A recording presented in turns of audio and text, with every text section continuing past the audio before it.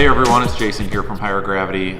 Just wanted to take a couple minutes to talk about a concept called relative bitterness. Now in one of our previous videos, Spencer was giving an introduction to IBUs, alcohol by volume, that kind of stuff.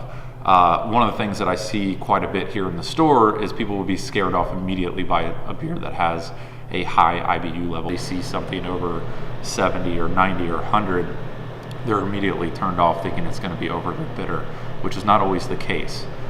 So relative bitterness is really just a measure of how much grain went into the beer. So grain is steeped in hot water to extract sugars, which is then eaten by yeast and converted into alcohol.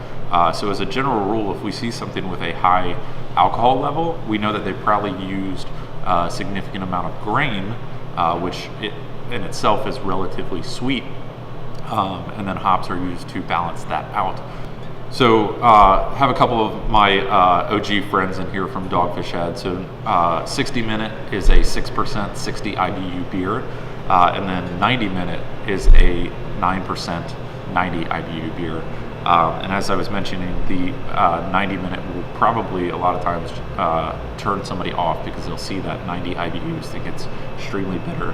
But keep in mind, it has that higher alcohol content and is just naturally sweeter because of the amount of grain that was used in that beer. So it will balance themselves out, which is the main concept in traditional brewing, is everything done in balance. That's not always the case today, but just something to keep in mind as you're selecting a beer.